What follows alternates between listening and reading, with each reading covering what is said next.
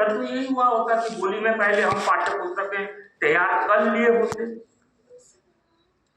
तब फिर इसे लागू करते।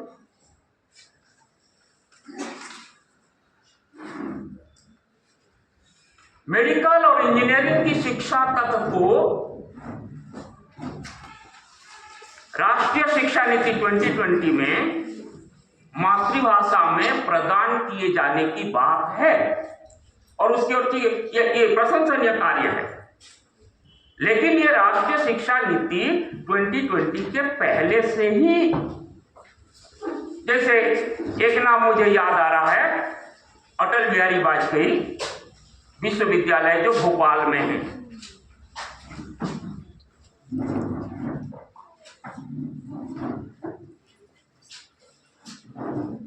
उसके कुलपति सहयोग से मेरे मित्र हैं। लेकिन उसमें शामिल होने वाले या प्रवेश लेने वाले छात्रों की संख्या इस मंच से न कही जाए तो अच्छी बात। पुस्तकें तैयार हो रही है, यह भी अच्छा कदम है और स्पष्ट है कि इसका प्रावधान हुआ है, यह भी अच्छा कदम है। लेकिन जिसकी तरफ आदरणीय जितेंद्र श्रीवास्तव जी और आदरणीय अमरनाथ जी ने कहा, हमारी मानसिकता तो नहीं बदली। मानसिकता अगर नहीं बदलती है तो जाए सभी लोग हम जानते हैं, रविंद्रनाथ से शुरू करते हुए आज की तारीख तक सभी शिक्षा शास्त्री जो हैं वही सोचते हैं, वही कहते हैं कि मातृभाषा के माध्यम से शिक्षा प्रदान करना, और इसे सभी स्वीकार करते हैं कि वह चरम विकास का लक्षण है।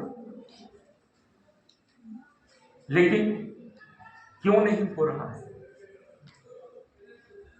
सबसे बड़ा उदाहरण जो यूपीएससी का उदाहरण दे रहे थे सर, यूपीएससी में जो हिंदी के विद्यार्थी मतलब हिंदी माध्यम में लिखने वाले विद्यार्थियों की जो प्रतिशत है, पासिंग परसेंटेज है, वह अंग्रेजी के पासिंग परसेंटेज से बहुत ज्यादा है, बहुत अच्छी है। यानी यही प्रमाण करता है कि प्रतिभा हिंदी माध्यम से भी उभरती है और उनकी तादाद कम नहीं है, संख्या दिनों दिन बढ़ रही है। यह एक अच्छा प्रयास है। तो जाहिर सी बात है कि अगर नई राष्ट्रीय शिक्षा नीति में मातृभाषा के माध्यम को यह महत्व दिया गया है तो बहुत स्वागत योग्य कदम है। सवाल यह खड़ा होता है कि कई ऐसे विषय हैं, देखिए आज का इसमें जो जिन सब्जेक्ट की तरफ ये किया गया और भारत के 20 विश्वविद्यालयों की जो बात की गई,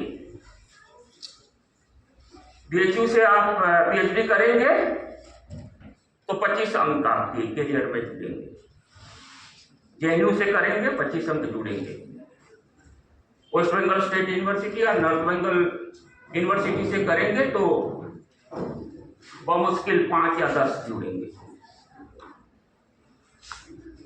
तो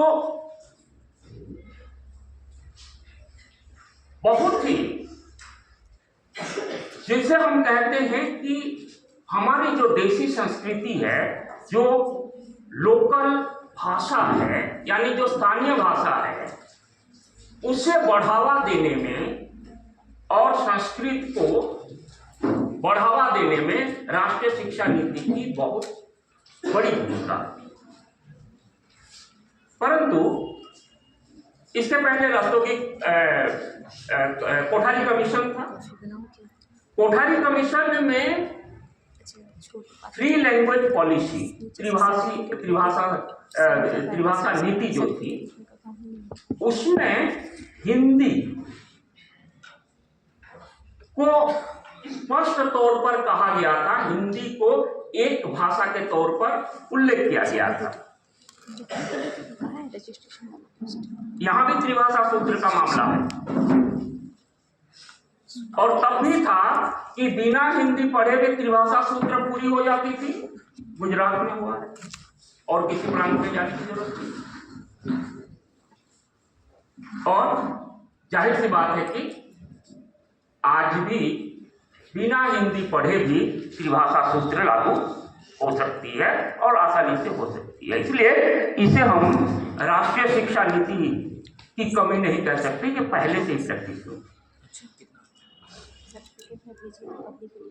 भाषा का विकास, जैसे मैंने कहा कि भाषा के विकास के साथ दरअसल जो डेवलपमेंट इंडेक्स है, सूचकांक है, उसका विकास परोक्ष ढंग से जुड़ा हुआ रहता है। और उसके बारे में अन्यथा आप देखिए कि पहले भी हायर सेकेंडरी तक 18 साल की जो उम्र है, स्कूलों की बात कर रहा हूं, वो 18 वर्षों तक की थी और अभी भी उसे 3-4 सेगमेंट्स में बांटकर 18 साल ही रखे गए हैं। कोई इसमें कोई तब्दील नहीं है, नाम बदल गए। अंग्रेजी माध्यम में जो नर्सरी कहलाती है, केजी यानी किंडरगार्टन जो कहलाती है, यहाँ कोई वाटिका के नाम से जाना जा रहा है। प्रचलित हैं सब, पहले भी थे अभी भी हैं, लेकिन जो AECC, SEC, MDC बहुत अच्छी, मतलब इसका कोई विकल्प नहीं है। और यह अच्छी बात है कि JNU ने, भले आप JNU को 1000 गालियां दें, पर JNU ही है और JNU ही रहेगा। लेकिन क्या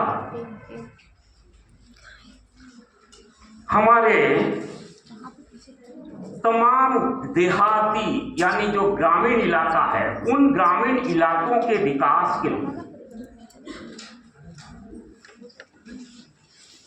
इसका कोई महत्व है?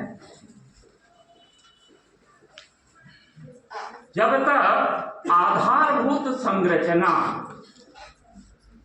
नहीं होगी तब तक आप एड ऑन कोर्स कहिए या सर्टिफिकेट कोर्स कहिए, कुछ नए पाठ्यक्रम कहिए, आधारभूत संरचना के बिना होगा ही नहीं। राज्य सरकार से लेकर केंद्र सरकारी संस्थानों में 40 से 45% पोस्ट खाली पड़े। तो जाहिर सी बात है, मैं एक उदाहरण दे रहा हूं। जैसे प्रोजेक्ट वर्क, क्योंकि मैं यूनिवर्सिटी के उसमें था, प्रोजेक्ट वर्क हर विद्यार्थी को जो है एक प्रोजेक्ट वर्क यानी क्या कहते हैं कि इंटर्नशिप करनी पड़ेगी। हम लोगों ने क्या किया? हम लोगों ने ये पूरी जिम्मेदारी जो है प्राचार्य, संबंधित कॉलेज के प्राचार्य को सौंप दिया।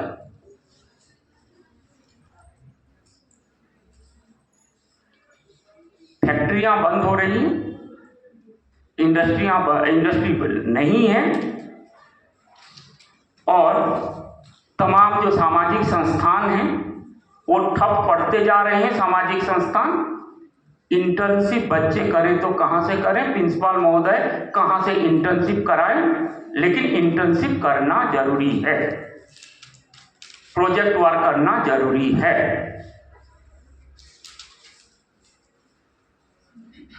पूरा का पूरा विषय, उसके लिए फुल टाइम कोई अध्यापक नहीं है, कोई सेक्ट है तो कोई गेस्ट टीचर है, हालांकि गेस्ट टीचर भी नहीं रख सकते, मैं बंगाल के संदर्भ में कह रहा हूं। लेकिन पूरा का पूरा जो एक कोर्स है वैसे बिना पढ़े उसको हम सर्टिफिकेट, यानी प्रिंसिपल भी किसी को फेल तो कराएंगे नहीं, तो इसी हिसाब से चल रहा है। संक्षेप में ये कहना चाहता हूं, मैं अगले सत्र में कुछ बातें और रखूंगा। संक्षेप में मैं ये कहना चाहता हूं कि बड़ी अच्छी मंशा के साथ राष्ट्रीय शिक्षा नीति लाई गई है, बहुत सोच विचार के बाद। इसके उद्देश्य में, विजन में कहीं कोई कमी नहीं है। समावेशी करने का पूरी तरह से प्रयास किया गया है। हिंदी का होने के नाते थोड़ा सा दुख हुआ मुझे कि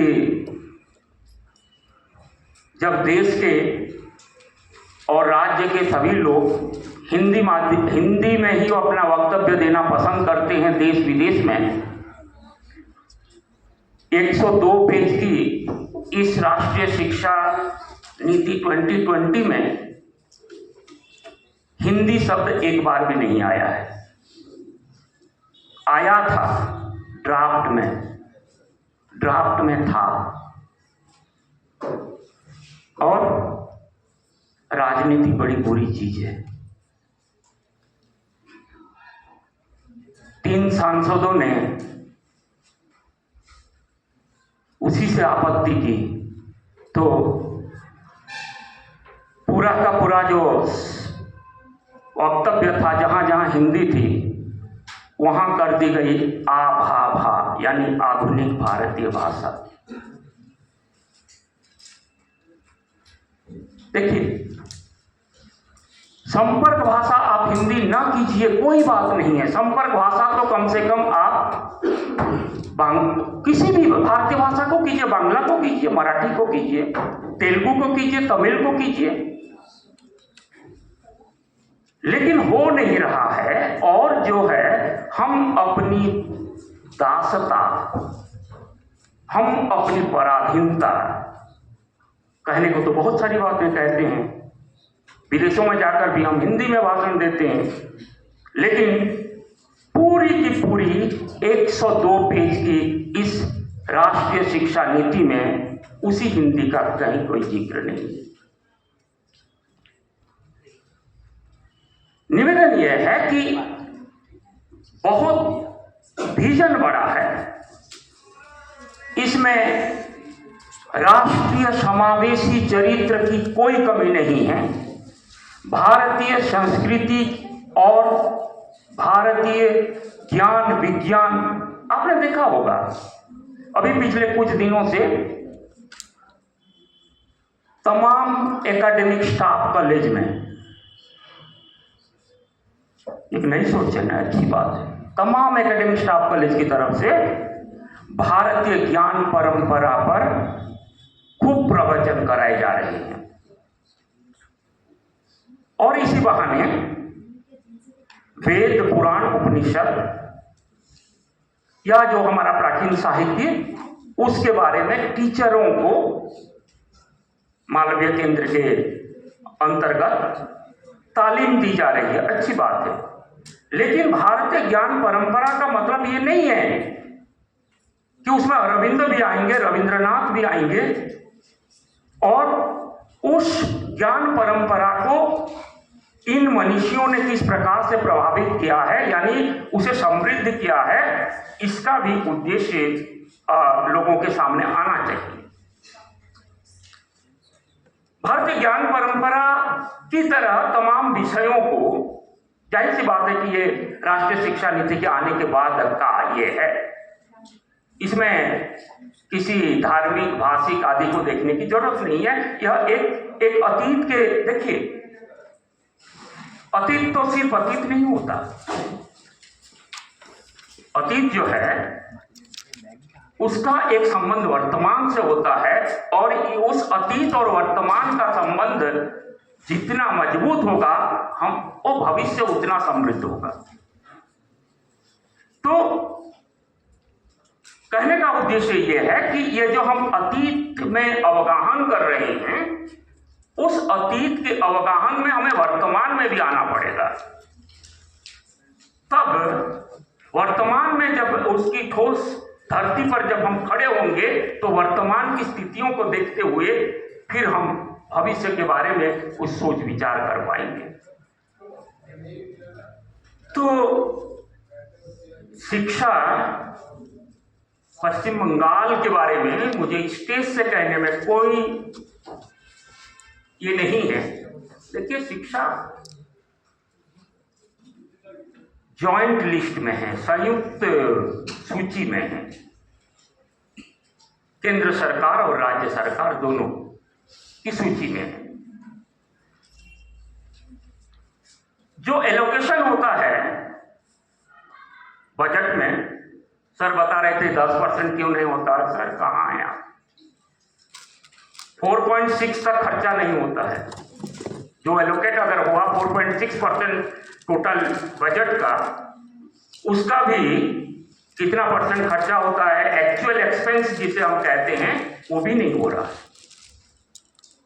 और हमारे यहाँ, मैं जिस विश्वविद्यालय में हूं, दुर्भाग्य से लाइब्रेरी का चार्ज भी कभी था, तो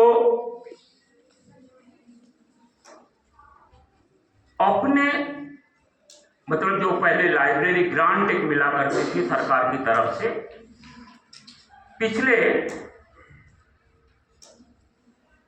11 वर्षों से 1 रुपया नहीं मिला। यानी लाइब्रेरी समृद्ध होगी तो हमारी शिक्षा व्यवस्था भी समृद्ध होगी। शिक्षा दरअसल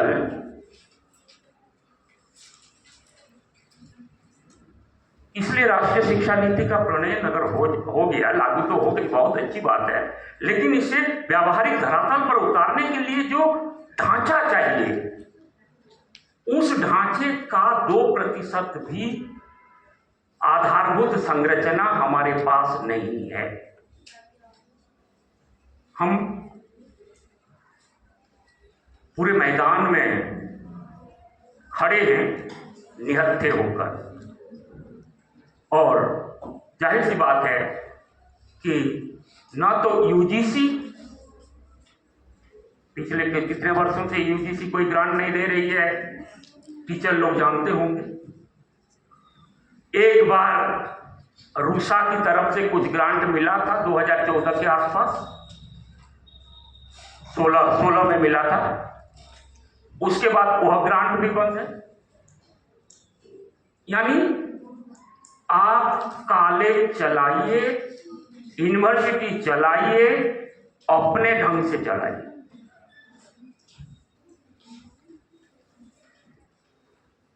राष्ट्रीय शिक्षा नीति में जो उद्देश्य है, हाँ ये ठीक है कि राष्ट्रीय शिक्षा नीति में ये चीजें आ गई, तो मैं एक उम्मीद भरी नजर से ये देखना चाहूंगा कि हाँ ये है लिपिबद्ध, तो कभी न कभी किसी न किसी दिन इसे लागू भी किया जाएगा।